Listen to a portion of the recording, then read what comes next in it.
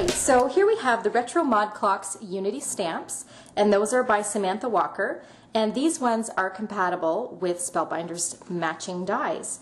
So today I'm going to be going over making a metal clock with you. I'm just going to do one of these because once you get the technique, you can just apply it any way you like. So here's the 3 big clocks from the stamp set. Here is the matching dies, okay, and then here are the die cuts, and I went ahead and I cut them out of cereal box, an old cereal box, okay, so that's mini wheats on the other side. But we're going to be doing some embossing and stamping. I'll use the biggest one. I'll put these aside. Okay, so what you'll need is embossing powder. I've got platinum, a silver, and a gold. These are from Shimmerz.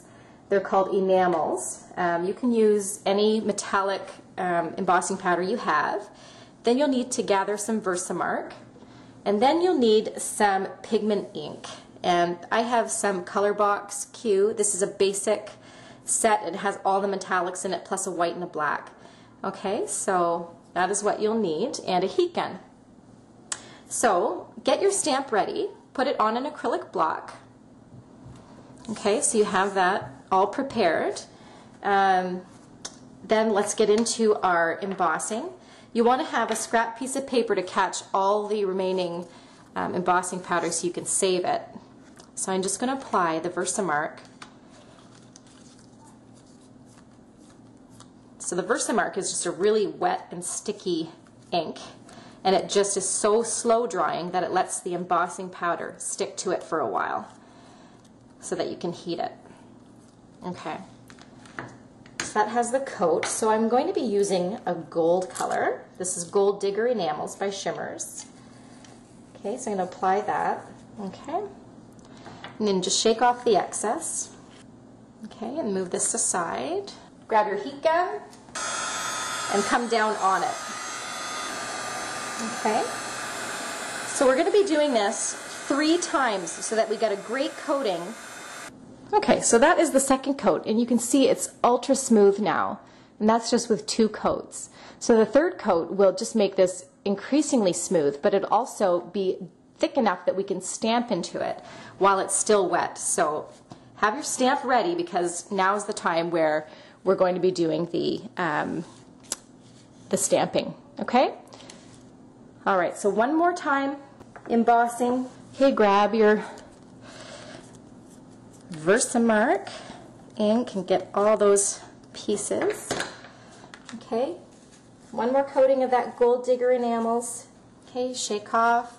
Okay, now is the time where you're going to heat and stamp right away. Okay, so let's get prepared. So you don't have a lot of time here. You have a specific amount of time, probably about 10 seconds after you're done heating to do your stamping. Okay, so make sure you get ready. I'm going to turn this around because I need to stamp facing myself. Okay. Okay, it's looking good. So I'm just going to keep the heat gun on here, get my stamp ready. Okay, quickly turn off the gun, and here we go. Line it up and stamp. Just give it a lot of pressure. Don't worry about the rubber stamp because the embossing powder will just peel right off it. Okay? Aha! There we go. Beautiful. Okay?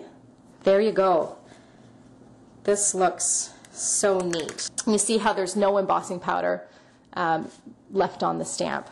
Okay, so you're not going to be ruining any of your rubber. I think the heat process for rubber manufacturing sends it up to a much, much, much higher degree of heat than a heat gun or hot embossing powder will ever send it. Okay, so there we have our metal clock.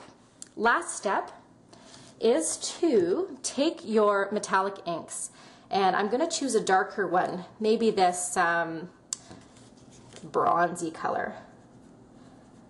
Okay, so I'm just going to, oh, that looks so neat. Okay, and I'm just going to go over the surface, and what it's going to do is make those colors up here darker, and then the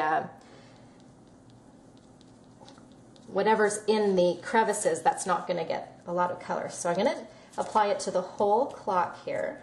Okay, and then I'm going to use a darker color yet, and this is more like a copper here.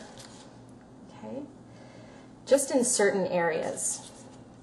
I will take photos so you can see close-ups of this at the end, okay? Because I know sometimes it's hard to see with the videos. Okay, just here and there, maybe at the bottom.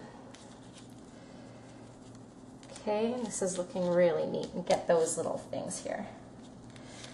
Okay, there's only one darker color, and that's black. If you want to see what that looks like, maybe I'll just put little bits here and there of the black. Okay, I just don't want to go too crazy with the dark colors. Okay, just a little tiny bit. Okay, I'm just making this look like a worn kind of metal piece here. Okay, let's stop there. All right, I hope you will give this a try. This is so cool.